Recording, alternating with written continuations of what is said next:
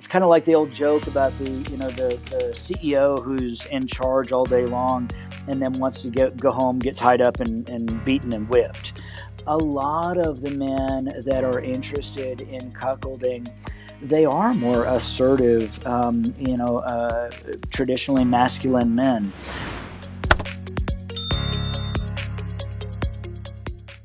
We are here once again with another episode of the Erectile Dysfunction Radio podcast. We are joined by Dr. David Ley again.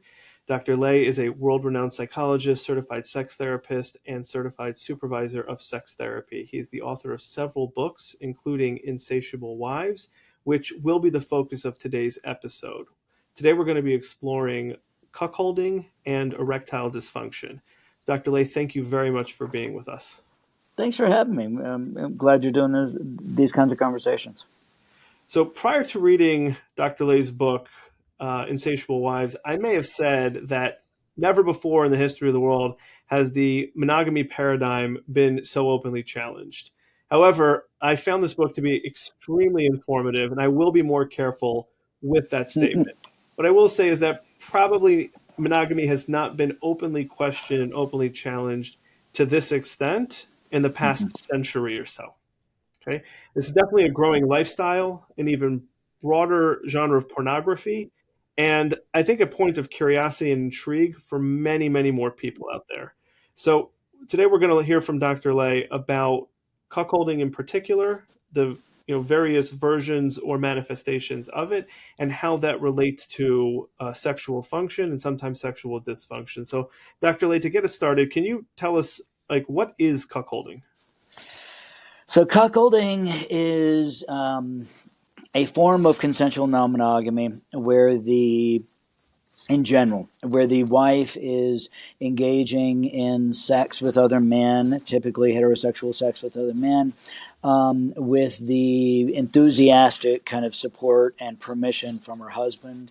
Most oftentimes, this is a kind of a female-focused form of non-monogamy, where the husband may only be sexual with the wife and is not sexual with people outside the marriage, although the wife is. Cuckolding can involve elements of bondage and dominance, discipline, submission, humiliation. And so it can look like BDSM and forms of that kind of kink, but it doesn't always. Sometimes it can be without some of that humiliation, kind of element and look a bit more just kind of like recreational swinging, recreational sex focused on the wife.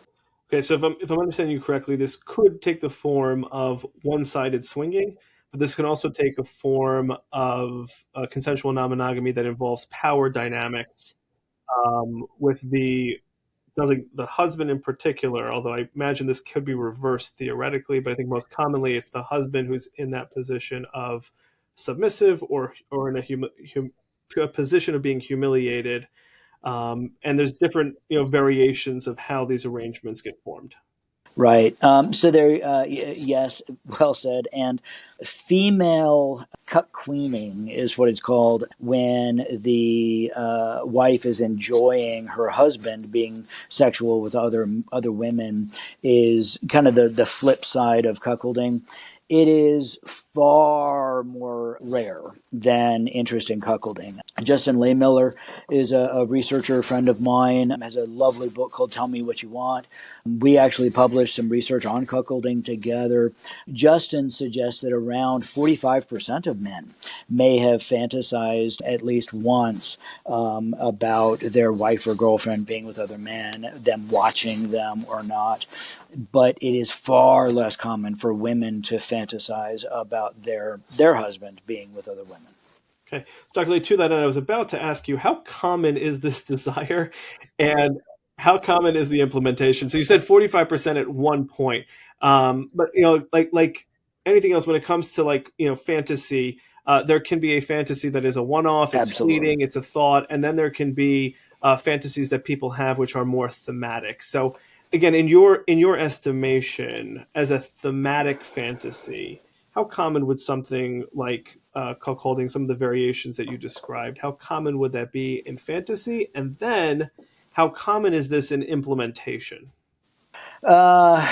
Generally, again, I'm going to go with Justin's numbers, particularly on fantasy, that around a third to almost half of men report some interest in this fantasy. Is it their favorite fantasy? Less so. I would say probably around 10%. In terms of making it a reality, we kind of don't know. Is because cuckolding, and it's a little historical offshoot. I know you read this in the book.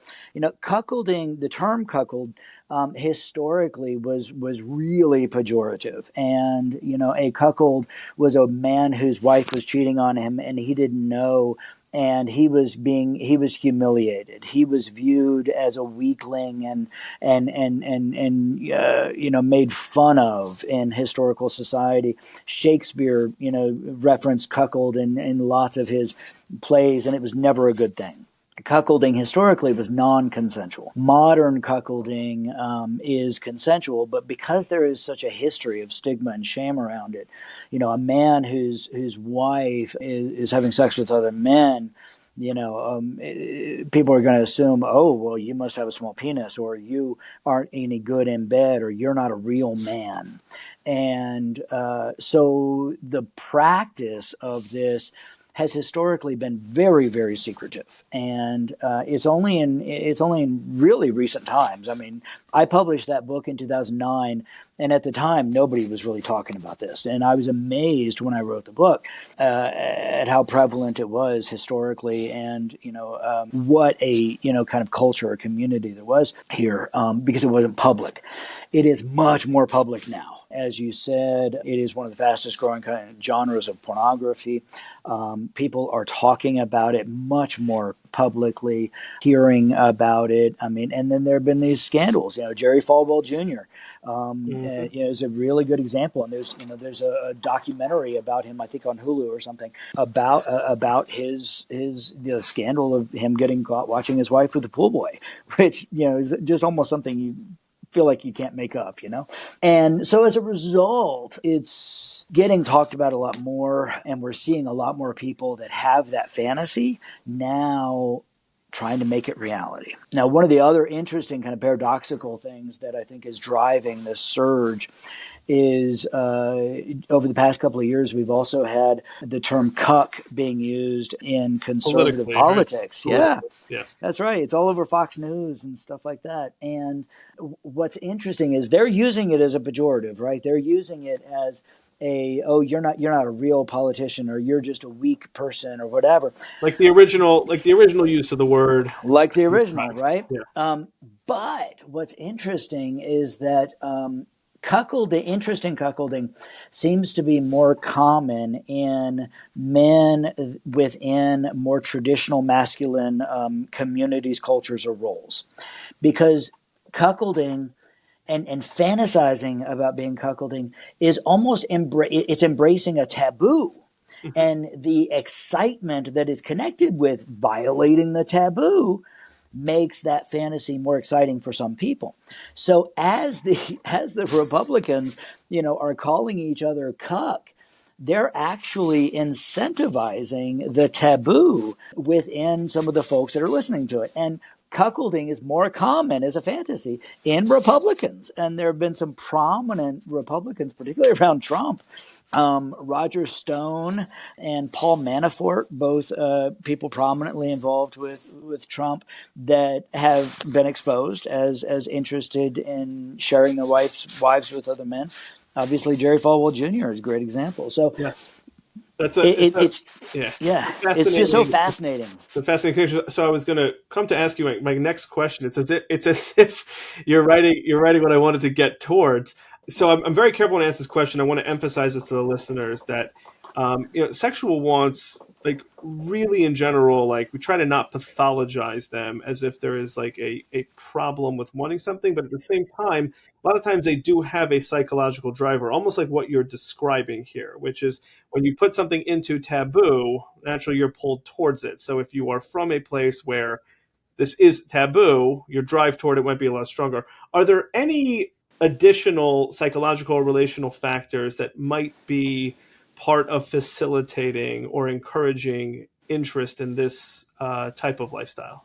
Yeah, I mean, certainly. This is not, it's not a monolithic kind of thing. There are a lot of different kind of motivations or motivators that can feed interest in this. Some of it is coming out of, a strong interest in voyeurism. There's even a term called trialism that was coined in the late 1800s that describes, people that enjoy watching other people have sex, and for men embracing this that want to watch their wife with other men. I've heard men say, I love my wife. I think she's the sexiest person in the world, and watching her have sex with other people is the best kind of entertainment I can have.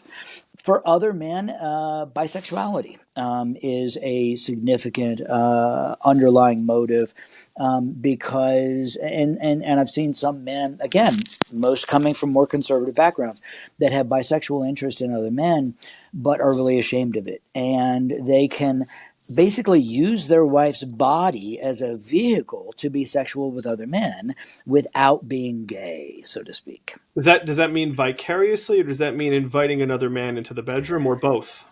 Both, and so sometimes in these situations, there's a dominance, kind of element, and the wife will force the man to perform oral sex on her other lover, or go down on her after they've had sex, and that is this kind of third party, almost kind of vicarious engagement with the other man.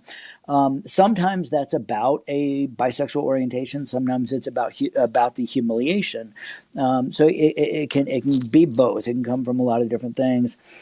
Dan Savage has argued that cuckolding is an eroticization of fear. That it is a strategy where people psychologically dispel some of the strength and anxiety associated with a fear by making it as sexual. We looked at that in some research. Dan actually participated in this research with Justin and I, and we didn't really see eroticization of fear being a significant factor. What we did see was that these were couples who were strongly attached. Some folks have suggested that only somebody who's not very attached to their wife would want her to be sexual with other men. Instead, we found that these were couples who were very attached to each other. And that kind of speaks towards the vicarious, like living vicariously through, right, that partner Yeah. where you're very attached. Also, kind of just like as you're talking, I'm just getting curious if like maybe it's also like a differentiation strategy. So if you're going with like more intensely bonded, if it's a way of almost Mm-hmm. seeing your partner as separate from you, by being able to see them with another person, Right. and that can have I an can erotic component. I can certainly see that. And then I've heard from some men who say, look, my wife can have 100 orgasms. I can maybe have one. And this is a way for them to explore the full capacity of their wife's erotic, kind of elements. Amazing. So I'm assuming that like you've mentioned before, this is predominantly introduced by the male partner, even though this is a female focused form of the lifestyle. Is that accurate? Yes, again, historically, and when I wrote the book, I saw very, very few examples where this had been introduced by the wife or female partner. There are some differences, or some exceptions to that. Ayn Rand, who wrote Fountainhead, she appears to have introduced cuckolding to her husband, as she had other partners outside their marriage.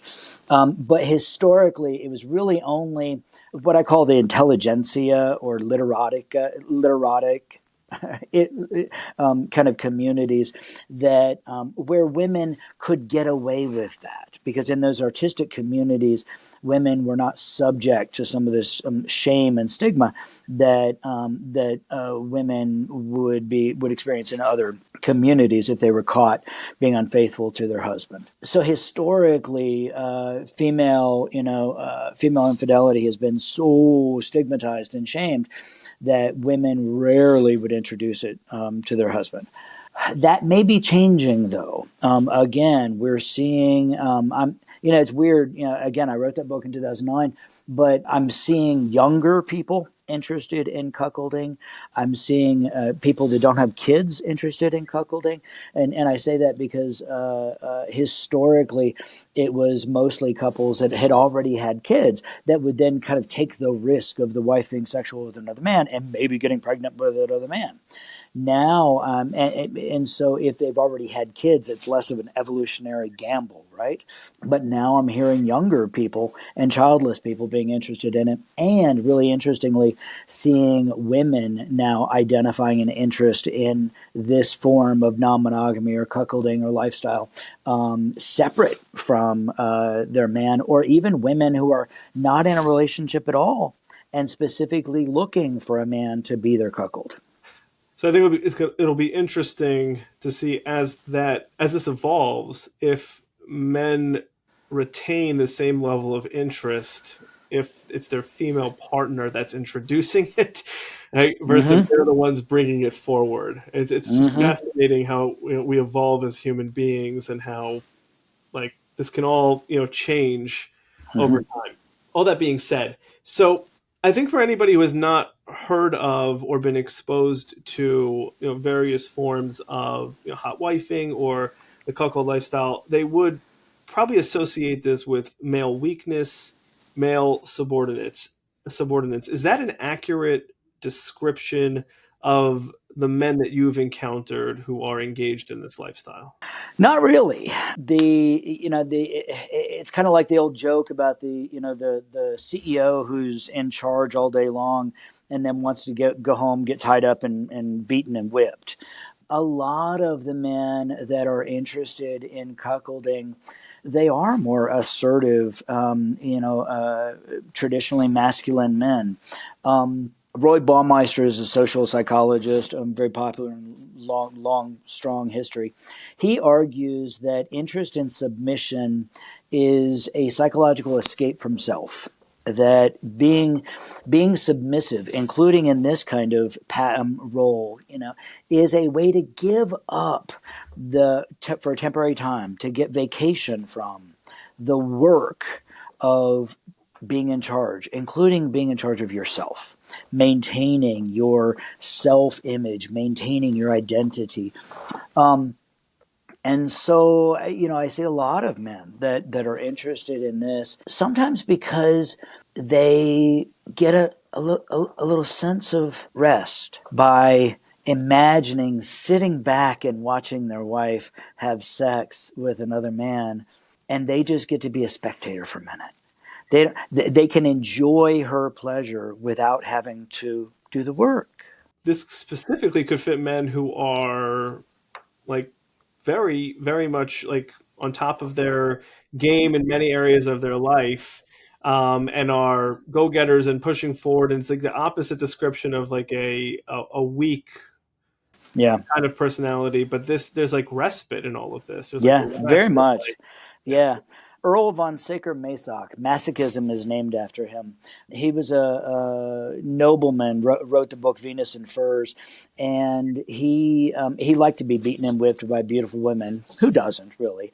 But he one time invited his wife to be sexual with another man so that he could embrace humiliation. He could experience that. And yet, so he sounds like a weakling, right? And yet, at one point, his family was under siege. There were marauders and folks in the village, and he stood outside the house with pistols, firing them to defend his family. That's not a weak man. And so, the psychological arousal from sexual behaviors or for sexual fantasies doesn't really tell us much about the personality of the person. We used to think it did. We used to think that the things a person found arousing told us something about who they are. Now, I think we are realizing that the things people find arousing are really almost just accidental. It's this accidental interaction between their predispositions and the things that they encounter in their environment as they are developing their erotic blueprints. And so tell people a lot nowadays, because I see a lot of people that are very ashamed of having these kinds of fantasies. And I tell them, it's really the same as whether you like salty foods or sweet foods. It's just random. And understanding it about yourself and accepting it now helps you make good decisions about how to eat healthy, right? And how to eat healthy in an erotic way.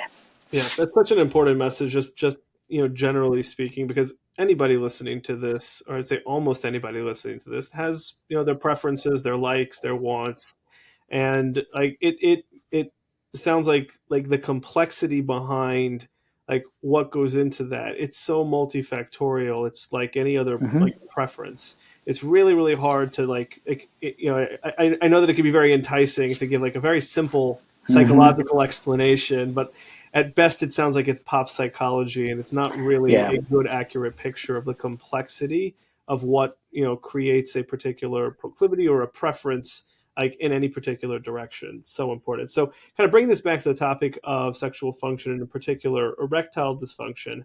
So can cuckolding or the development of a cuckold lifestyle be a response to erectile dysfunction? In other words, if a man like begins to notice that there's Mm-hmm. loss of rigidity, maybe it's subtle in the beginning, like, is that a potential factor here in what might open up or introduce this lifestyle or this thought about this kind of relationship?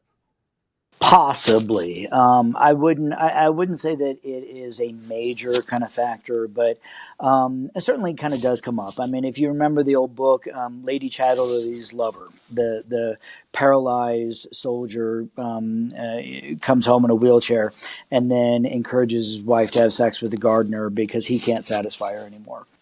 Sometimes men who are struggling with sexual function and have a highly sexual wife, they may kind of bring in a stunt penis, so to speak, so that the husband's performance issues, don't stand in the way of the wife's sexual satisfaction. I mentioned Paul Manafort. One of the things that was alleged in text messages his daughters had about his proclivity for having black men come in and have sex with his wife while he washed was that, quote, he could only get it up after they left. And so for some folks, because this fantasy is so powerful and so taboo and so arousing, it may be a strategy to overcome some sexual inhibition or sexual function issues by stimulating a higher level of sexual arousal. Now, I speculated in Insatiable Wives that there may be some evolutionary components to this, that sperm competition and mate competition, believing that your wife may have been sexual with another person, can increase in some ways level of physiological and sexual arousal in some men. Is it possible that that could work to overcome sexual function issues? Maybe, but if I had that book to write over again, I would de-emphasize some of the evolutionary psych suggestions that I suggested, because a lot of those haven't panned out in the research very well. Right. It's also not necessarily the best strategy to say I have ED. Let me introduce cuckolding Yeah. and see if that solves it. Right, exactly. Yes. Now, have you seen it work in the opposite direction, where it all seemed like a good idea, and again, kind of going along how this works, the male partner introduces it, the female partner, like I guess, eventually acquiesces and then gets on board, but then it kind of reverses, meaning kind of backfires, and then it becomes overly anxiety-inducing, leading to sexual dysfunction in the male partner. Yeah, I've certainly seen couples that, tried this and it didn't go well. And, while sometimes the man will fantasize about the wife leaving him, to be with other men, they don't actually want that to happen, but sometimes it does. And what happens, interestingly, is that as couples do this, it starts being about the man's fantasy, and then oftentimes it becomes being about the wife's experienced desires or interests. She kind of takes it over. And sometimes the husband can lose some control there and feel like, wait a minute, this was my thing, and now you're not doing it the way I want you to do it. Right. I told you how to enjoy this. Yes, I told you what my fantasy was that I wanted you to act out, and you're not doing it right. Right. And so any of those kinds of issues can certainly lead to some increased anxiety and then sexual function problems related to that. Sure. Okay. Now, Dr. Leach, to kind of wrap this up, I'm wondering if you could share with our listeners maybe one or two major takeaways from what you've learned doing the research. I know that you've spoken to countless couples that have engaged in this lifestyle in particular. If there are particular takeaways, especially if anybody is harboring this fantasy, maybe is considering bringing this up to a partner, or if a couple is considering this lifestyle choice, what would be like a takeaway or two that you think would be helpful for our listeners? The number one thing that I recommend is dip your toe in the water. Don't jump in the deep end. And what I mean by that is if this is something you're interested in, find ways to start exploring it gently at first. Things like role play, things like, sharing fantasies together. This sounds like self-promotion, but I've heard so many couples now tell me that they took a road trip and they listened to my book, Insatiable Wives, together as a way to, unpack potential interest in this. You've got to go slowly into these very potentially challenging, dangerous waters. Jumping straight to, hey, here's my best friend, why don't you have sex with him while I watch, is a recipe for disaster. Okay. That's such an important point. And it doesn't have to be self-promotion. I will give the promotion for this book. I was able to listen. I did it on an audiobook. I listened to it. It was extremely informative, and it really kind of opened up my eyes to just the depth and the extent of this lifestyle. And I imagine that other variations of the lifestyle and swinging probably carry, as much depth to them as well. I know that you haven't written a book on other forms. This one in particular was the one that you pursued. But anybody who is considering this lifestyle, is interested in learning more about it, wants to see the depth. We also didn't touch on the history of this. This is not just a modern age development. This has been around for centuries, really. Really is something which is part of, to an extent, the fabric of many people's just human condition. So if anybody wants to learn more, we will definitely put a link to how to find this book. I'm sure it's on Amazon as well. I do know it is on Audible. So Dr. Lay, once again, thank you so much for being with us. This is so informative for our listeners. And hopefully we can have you on to discuss some of your other books in the future. Thanks, Mark. I appreciate it. Happy to have the conversation.